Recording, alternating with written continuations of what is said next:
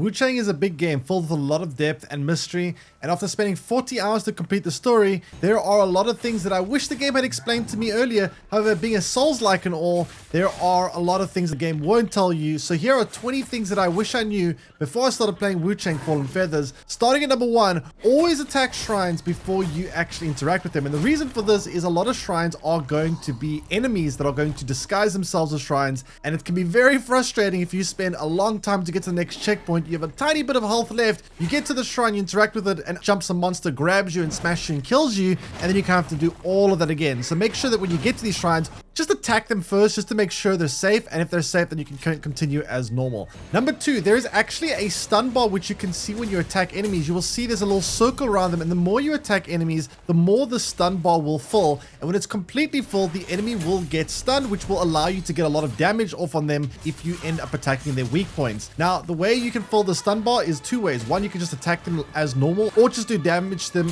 on the regular, or if you charge up a heavy attack and attack them from behind, you can actually stun them instantly, regardless how much their stun bar is full or not. This actually works on a lot of enemies. Even a lot of bosses will allow you to stun them this way, so make sure you utilize that if you're struggling with enemies. Getting a stun on them like this can be massive and let you do big amounts of damage. It's also important to note that be careful, because if you don't attack enemies for long durations of time, this stun bar will reset, so try and make sure that every now and then you at least get a little hit on them, just to make sure the stun bar is going to stay progressing and not reset in the middle of the fight. Another important one that I actually didn't realize until like halfway through the game is make sure that you equip the correct temperance on your weapon, because not all weapons are going to accept all temperances. There's going to be multiple different bonials that you can acquire in the game, and you can get these through your skill tree, which will reward you with one of these bonials, and these bonials are going to allow your weapon to do extra damage in the form of status damage or lightning or whatever. However, not all weapons are going to accept all bonials, so make sure you do read the weapon that you are looking at and equip the correct bonial or level up the skill tree in a way that's going to benefit obviously the weapon that you are using. Now, speaking of temperance, there are going to be additional slots which are going to allow you to equip other benefits to your weapon, and that is going to be in the form of acupoint slots, and you can find additional acupoint slots and unlock them via the skill tree. Just go to the far left hand side of the skill tree, upgrade the left tree, and you will find slots that are going to reward you with extra acupoint slots, and this is going to definitely increase your combat effectiveness, as you're going to be able to equip more benefits to your weapons, allowing you to do extra damage and other effects in battle. Another actually very important feature which I didn't realize until way late in the game than I should have is the way you unlock extra health flask in this game is likewise you're going to also want to upgrade your left hand side of the skill tree, because you are going to be able to find all your health flask upgrades as well as additional health flasks in the side of the skill tree. These are going to be very valuable because in the game, especially in the beginning, you only start with 3 health flasks and they don't actually heal that much, so you're definitely going to want to unlock as many of them as quickly as you can, because it's going to be very, very important, especially when you get to those more difficult boss fights and you're going to probably need a lot more healing for them. Some skills in the skill tree are going to require certain items in order to upgrade them beyond certain points, and this is going to be found mostly in things called red feathers. Now, there are different tiers of red feathers. You're going to get a regular red feather, you're going to get a brilliant red feather, you're going to get a stunning red feather, and so on, and you are going to be able to find these by either defeating difficult bosses such as mini bosses, or you can also just find them in difficult to reach places in the game, and when you do end up finding enough of these, you will be able to upgrade some of your skills to higher levels, and this is going to drastically increase your combat effectiveness. Moving on to the next tip, each weapon is going to come with its own set of unique skills, or otherwise known as disciplines, and you're going to be able to unlock additional disciplines by going to the appropriate skill tree that is going to be relevant to that specific weapon, and you'll be able to actually unlock perks which will unlock new disciplines, and this is going to allow you to perform new moves. Even things like sometimes blocking or parrying, you're going to have to unlock through this, and you can then go to a shrine and equip the various discipline that you want. Each weapon can have up to 2 disciplines at a time, so make sure you choose wisely which are your favorites and experiment with them, because you can then respec at any point. The next tip, which is going to be make sure that you do end up respecing whenever you want, because this game does not punish you for investing in the skill tree, since you can respec every individual skill whenever you like, and this is going to give you a lot of room to experiment with. You can try a certain move, you can try a certain ability, and if you don't like it, you can always respec and without any cost, and then try something else. This is going to be great because you're going to be able to fine-tune your character exactly how you want, as you can test pretty much everything there is to try out and see what works best for you. Now, when it comes to magic, it is going to be a bit of an interesting system in this game. You are going to require certain energy nodes in order to use certain spells. Some spells are only going to require 1, some are going to require 2, 3, 4, all the way to 5, and that is going to indicate how much mana you're going to need in order to cast those spells or use those skills on your weapons. Now, in order to gain more, I guess you could call it mana in this game, what you're going to want to do is either do perfect dodges, where you dodge at the exact perfect moment to avoid damage. If you do end up also attacking enemies with some weapons from behind, for example, you'll also gain additional mana, and this will allow you typically to either cast it as spells, or you can also use your weapon skills to more effect, as many of these skills are going to kind of allow you to do additional steps or extra moves in those skills if you do end up having appropriate mana in order to cast them for the maximum effectiveness. Now, another very unique feature to Wuchang is going to be this inner demon feature. For those who don't know what the inner demon feature is, basically when you do end up killing normal human beings, you are going to fill up your inner demon meter. And when this is completely full, you will notice the feathers on your arm will show quite prominently, and you'll also have like a very big red marking on your skin on your arm, as well as your eyes will be glowing red. Now that indicates that your inner demon is active. You will do additional damage while in the inner demon mode, but you'll also take increased damage, so keep that in mind. You become a bit of a glass cannon when that's enabled. However, one important thing to note is how you get rid of this inner demon, or one of the ways that you can alleviate it is when you do end up trying to get back your red mercury,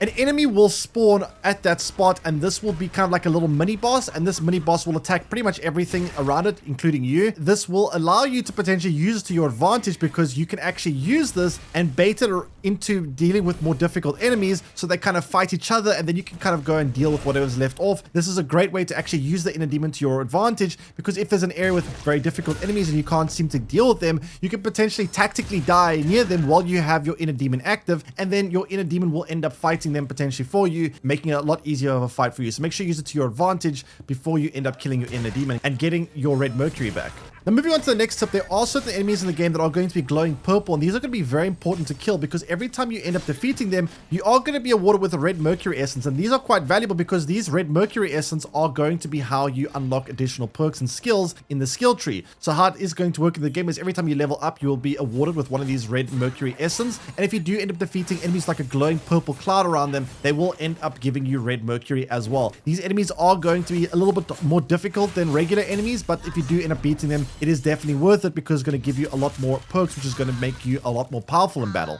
Now, another tip, which I really wish I was doing more of in the beginning of the game especially, is don't be afraid to run to the next checkpoint, whether it be a shrine or even just like a shortcut, like a door that you can end up opening, which will lead you back to a shrine, because sometimes there are going to be situations where you're going to be this close to getting to one of those shrines or a checkpoint or a shortcut, and you end up dying, and it's going to set you all the way back where you have to go and make your way through all those enemies again to try get back to it. However, if you do feel like you've made it through quite a long distance and you're possibly very close to the next checkpoint or shortcut, maybe it's not a bad idea just to ignore the enemies, run to the next checkpoint or shortcut, and then work your way back and try complete any enemies or bonus objectives that you might have missed on the way, because it can save you a lot of time. Some areas are going to have checkpoints that are very far away from each other, and it might not be the worst idea in some points to just run through the enemies and try get to that spot before you end up dying. Another very valuable tip which you should definitely make use of is if you do end up visiting shrines, you will notice there will be a teleport icon. You should constantly be checking these, because sometimes when you do end up checking these teleport locations, it will reveal to you certain side quests or characters or NPCs that are available to complete for a side quest, and this is going to allow you to constantly keep tabs on what side quests you have active and which ones you can complete, because the game doesn't really indicate other than this which side quests you have active, and this can be a great way of collecting your rewards for some of these side quests that you might have been doing throughout the game but haven't been paying attention to them, because they're not always clear when you actually have completed them other than the teleport feature. Another very valuable tip that you should definitely be making use of at all times, always try to upgrade your weapon mastery whenever possible. Now, your weapon is going to come with various mastery points. Different weapons will have different mastery points. When you do end up leveling these up, your weapon will become much more powerful. So make sure you are leveling this stat up whenever possible, and this stat is going to often require you to find additional items in order to upgrade to the next tier, and as you get this further and further on, the items are going to become more and more rare, so just make sure that you do keep tabs on that, because you want to upgrade this whenever possible if you can.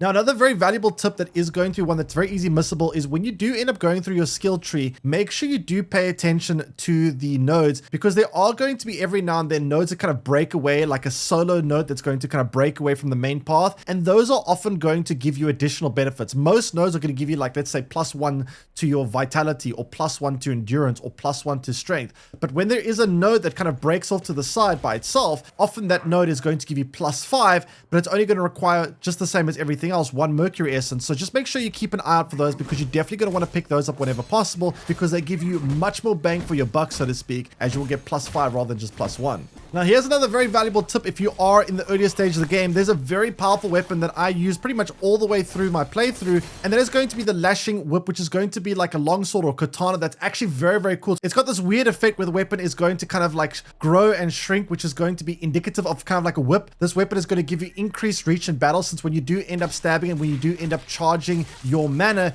you are going to kind of use this weapon for additional reach, and it's going to act almost like a whip blade, and that is going to be a very powerful weapon that I really like. You can find this beneath the Shoe Temple. When you do end up going there, defeat the boss at the top of the Shoe Temple. This will give you a key where you can then go down to this lower section underneath the temple. It's gonna be like this very creepy dark area filled with corrupted enemies as well as insects. But when you do end up going down there, you will notice you will find this lashing whip pretty much on the main path down there. It's hard to miss, and this will actually be a very powerful weapon that you will be able to take all the way to the end game if you do like playing as a longsword. Another very valuable thing that you should be aware of is pretty much every single piece of gear in this game is going to not be strictly better than every other piece. In other words, all gear is going to have a purpose. No one piece of gear is going to be completely better than any other piece of gear. So you're going to want to make sure that you collect pretty much every piece of armor and gear that you can, because when you do end up facing certain bosses, they are going to typically have certain abilities or certain types of damage or statuses which are going to make life difficult for you if you don't have the right piece of gear for that battle. So make sure you're constantly paying attention to what kind of statuses the boss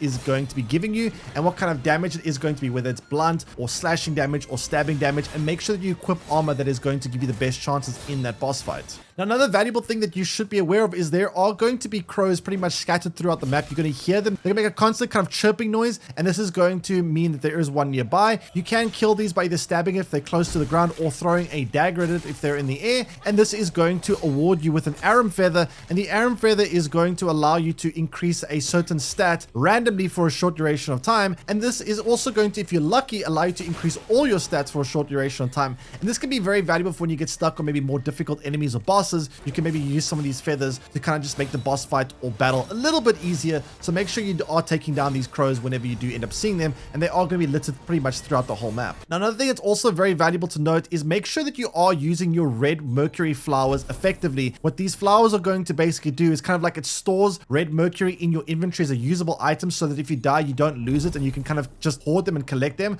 Make sure you do use these before you set out on a difficult expedition, because if you're close to getting to the next level, maybe you have 20,000 mercury, and if you do end up dying, you might not be able to get it back, and that's a lot of mercury to lose potentially in the early game. So make sure that maybe if you just maybe 1,000 or maybe 2,000 red mercury shy of the next level, maybe go into your inventory, use some of these red mercury flowers, just push yourself to the next level, spend all your red mercury leveling yourself up, and then it's a lot safer for you to head up, because if you do end up dying, then it won't be as much of a blow as if you lost all of your red mercury before leveling up. Now, the last thing that you should be aware of is there's going to be this tab in the shrine that is going to be the invoke tab, and this is going to potentially allow you to buy certain usable items that are going to be